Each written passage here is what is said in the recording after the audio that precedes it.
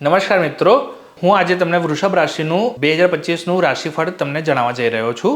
તો વર્ષ 2025માં વૃષભ રાશિને કેવું રહેશે? તો મિત્રો, તમારા મનમાં પ્રશ્ન થતો હશે કે વર્ષ 2025 જે છે એ મારા માટે કેવું રહેશે? શું મારા કાર્ય થવાના છે? મારા લગ્ન થવાના છે? મારા ધંધાકીય કાર્યો સફળ થશે? શું મારું ફસાયેલું નાણું પાછું આવવાનું છે? શું મારું જમીન મકાન રિલેટેડ કાર્યો થવાના છે? હું પ્રોપર્ટી લઈ શકીશ? ગાડી લઈ શકીશ? તો આવા અનેક પ્રશ્નો જે છે એ આપણા મનમાં જે છે. તો આજે હું તમને વૃષભ રાશિવાળાના પ્રશ્નોનું નિરાકરણ તમને બતાવી રહ્યો છું કે વૃષભ રાશિવાળાનું 2025નું વર્ષ કેવું રહેશે.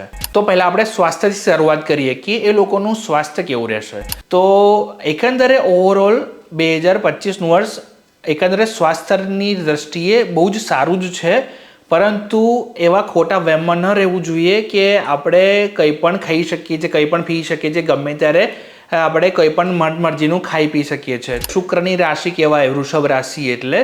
તો ખાનપાનની શોખીન હોય તો ખાવા પીવામાં તકેદારી નહીં જાળવો તો તમને અણધાર્યા પ્રોબ્લેમ પણ આવી શકે છે, જેમ કે પેટનું દર્દ થઈ જવું, એસિડિટી થઈ જવી, કોન્સ્ટિપેશન, ડાયજેશનનો પ્રોબ્લેમ થઈ જવો અથવા તો કોઈને કોઈ ફૂડ પોઈઝન થઈ જવું એવું થઈ શકે છે. પરંતુ લિમિટમાં કંઈ પણ વસ્તુ હોય ને એ શોભે. તો તમે બધી વસ્તુઓ સમયાંતરે અને લિમિટમાં વસ્તુ કરશો કે ખાશો પીશો તો તમને કોઈ જ વાંધો આવવાનો નથી. એટલે એકંદરે ઓવરઓલ જોવા જઈએ તો 2025માં વૃષભ રાશિવાળાને કોઈ જ પ્રોબ્લેમ નથી, પણ તકેદારી રાખવી જરૂરી છે. હવે હું તમને નોકરી કરવાવાળા લોકો માટે અને વ્યવસાય કરનારા લોકો માટે હું તમને જણાવી રહ્યો છું કે વ્યવસાય કરનારા લોકો માટે આ વર્ષ અત્યંત ભાગ્યશાળી વર્ષ છે. ખૂબ જ સારું વર્ષ છે. એ લોકોને નવા અવસરો આવી રહ્યા, નવા લોકો સાથે ડીલ કરવાની આવશે. તો તમને ખાસ કરીને એ ધ્યાન રાખવું જોઈએ, સાવધાનીપૂર્વક નવા લોકો સાથે તમે ડીલ કરશો. ઉતાવળમાં કોઈ ડિસિઝન ના લેતા. નવા લોકો જે છે તમારે ડીપમાં ઉતરીને, તમે હોશિયાર છો. વૃષભ રાશિ એટલે ખૂબ જ ઇન્ટેલિજન્ટ રાશિ કહેવાય. તો ઇન્ટેલિજન્ટ રાશિના લોકો જે છે ક્યારેય ગફલત નહીં કરી શકે, પરંતુ તમે જે કાર્ય કરવાના છો અથવા તમે જે લોકો સાથે ડીલ કરી રહ્યા છો એમાં તકેદારી રાખવી જરૂરી છે. અને નોકરિયાત વર્ગ માટે પણ આ વર્ષ બહુ જ શુભ રહેવાનું છે. પ્રમોશનના યોગો બનવાના છે. એ સિવાય પણ ઘણા બધા સારા અવસરો પ્રાપ્ત થવાના છે. અથવા તો તમને સ્થાન પરિવર્તન રિલેટેડ અગર તમે જો વિચારી રહ્યા હોય તો તમે તમારા ઉપર એપ્લિકેશન આપી હોય તો તમારી એપ્લિકેશન અપ્રૂવ થવાની શક્યતાઓ પણ રહેલી છે.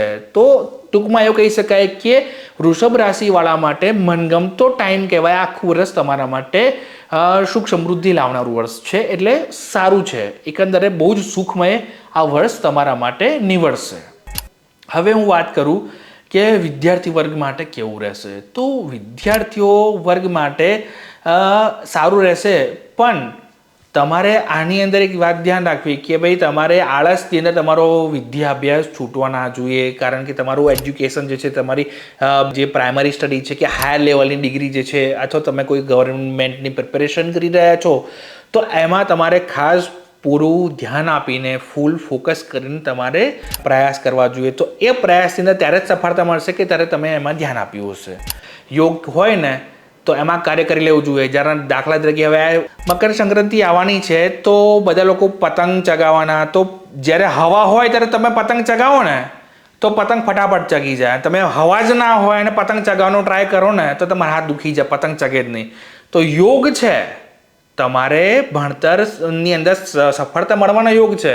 તો ભણતરમાં તમે પૂરું ધ્યાન આપશો, યોગની અંદર ધ્યાન આપશો તો તમને ધાર્યા પરિણામ પ્રાપ્ત થશે. પણ ક્યારે ધ્યાન આપ્યું હશે ત્યારે. તો તમે મારું એ જ વિનંતી છે કે વિદ્યાર્થી વર્ગ ખોટા બ્રહ્મા ના બેસે કે આ વર્ષ બહુ મજાનું વર્ષ છે, આપણને મસ્ત રેન્ક આવવાના છે, આપણને ગવર્મેન્ટ એક્ઝામ ક્લિયર થવાની છે કે આપણું ડિગ્રી આવી જવાની છે. પણ તમે ધ્યાન આપીને પ્રિપેરેશન કરજો. એટલી મારી ખાસ વૃષભ રાશિવાળા લોકોના વિદ્યાર્થી જાતકોને નમ્ર વિનંતી છે કે તમે ધ્યાન આપજો. હવે હું તમને એ બી કહી દઉં કે લગ્ન ઈચ્છુક લોકો માટે પણ સારા એવા યોગો બની રહ્યા છે. જેના લગ્ન નથી થતા એ લોકોને પણ સારું જીવનસાથી મળવાના યોગો બની રહ્યા છે. સગાઈના યોગો બની રહ્યા છે, અથવા તો જીવનમાં કોઈ સારું પાર્ટનર આવે, તમારું નક્કી થાય, પછી ભલે સમયાંતરે તમારું મુહૂર્ત જોઈને તમે લગ્ન માટે આગળ વધો અથવા તો કોર્ટ મેરેજ કરો કે જે બી છે, પણ જીવનસાથી મળવાના યોગો તમારે અત્યારે દેખાઈ રહ્યા છે. તો આ વર્ષની અંદર તમારા જે છે તમે જે કેટલાય ટાઈમથી તમે રાહ જોઈ રહ્યા છો કે મારા લગ્ન ક્યારે થશે, તો બસ આ 2025ની અંદર તમારા તરત આ વખતે તમારો મેળ પડી જ જવાનો છે. તમને આ 100% આ વખતે તમારા જીવનમાં તમારું જીવનસાથી હશે જ. તો મિત્રો મેં તમને આ ઓવરઓલ પ્રેડિક્શન કીધું છે. હવે ઉપાયની વાત કરું તો ઉપાય જે છે બહુ સાદો સરળ ઉપાય છે. ચાંદીની કોઈ પણ વસ્તુ જે છે, જેમ કે ચાંદીની વીંટી છે, ચાંદીનો ચેન છે, ચાંદીનું કડું છે, એ શરીર ઉપર તમારે ધારણ કરી રાખવી. તો એ ધારણ કરવાથી તમને શુક્ર બળવાન થશે અને તમને શુભ પરિણામ આપશે. તો મિત્રો બીજો એક ઉપાય પણ તમને હું આપી રહ્યો છું, શુક્ર રિલેટેડ ઉપાય આપી રહ્યો છું કે વૃષભ રાશિવાળાને અનુકૂળ ઉપાય આપી રહ્યો છું. આ વર્ષની અંદર એમને દરેક જગ્યાએ દરેક ક્ષેત્રમાં એમને લાભ મળે. તો એક તો જે છે કે રીમ શુક્રાય નમઃની તમારે રોજ માળા કરવાની છે. ઓછામાં ઓછી મેક્સિમમ 5 માળા કરવાની છે. જે લોકો આ માળા નથી કરી શકતા તો એ લોકો જાપ કરી શકે છે. છતાં પણ માન લો કે જાપ કરવાનો સમય નથી મળતો, કે કોઈ જગ્યાએ બેઠા હોય, કોઈ અવસ્થામાં તમે બેઠા છો, જાપ નથી થઈ શકતા, તો કોઈ વાંધો નહીં મિત્રો, ચિંતા કરવાની જરૂર નથી. તમારે શુક્રવારના દિવસે ખીર બનાવડાવવાની છે. ઘરની અંદર ખીર બને એટલે તમારે કુળદેવી માતાને પ્રસાદ ધરાવવાનો છે. એ પ્રસાદ પહેલાં તમારે ખાવાનો છે. ત્યારબાદ તમારે જમવાનું શરૂ કરવાનું છે. એટલે કહેવાય કે એક ટાણું, આપણે કહેવાય છે એક ટાણું એટલે ઉપવાસ જ કહેવાય છે. જ્યારે તમે સવારે જમવા બેસો કે સાંજે જમવા બેસો ત્યારે તમારે ખીરનો પ્રસાદ પહેલાં જમવાનો છે. ત્યારબાદ ભોજન શરૂઆત કરવાની છે. આ કરવાથી પણ તમારે શુક્ર બળવાન થશે. બીજી રીતે હું તમને શુક્ર બળવાનને હું તમને કરવાનું કહું કે હાથની અંદર હથેળીમાં આ શુક્ર પર્વત છે, બંને હાથમાં.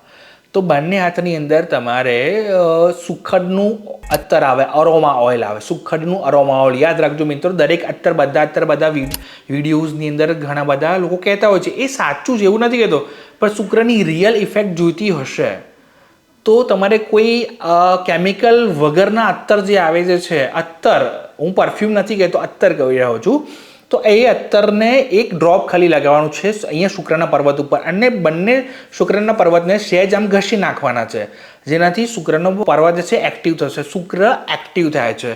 જ્યારે શુક્ર એક્ટિવ થશે એટલે વૃષભ રાશિવાળાનો માલિક જે છે, વૃષભ રાશિનો માલિક શુક્ર છે, એ બળવાન થશે. અને એ તમને કઈ જગ્યાએ અસર કરશે તો હું તમને કહી દઉં કે financially, health wise, wealth wise, તમારી પર્સનાલિટી જે છે, તમારા કાર્યક્ષેત્રમાં, મિત્ર વર્તુળમાં, સગા સંબંધીઓની અંદર ગમે ત્યાં તમે જઈ રહ્યા છો તો તમારી આખી અલગ જ પર્સનાલિટી સામેવાળા તરફ પ્રેઝન્ટ થશે. તો આ જે છે શુક્રના ઉપાય મેં તમને આપ્યા છે. જુઓ, તમે એક વખત અજમાવો ઉપાય, અને તમને સરસ જે રિઝલ્ટ મળે છે તો તમે કમેન્ટમાં તમે આ લખજો કે મને આ ફેર પડ્યો છે. તો મને ચોક્કસથી જણાવી આવશે કે મેં તમને ઉપાય આપ્યા તમને કારગર નીવડ્યા છે, તો તમને આની અસર દેખાઈ છે. તો મેં તમને આ મિત્રો 2025નું મેં તમને રાશિફળ તમને કીધી, આ એક ઓવરઓલ પ્રિડિક્શન મેં તમને કીધું છે.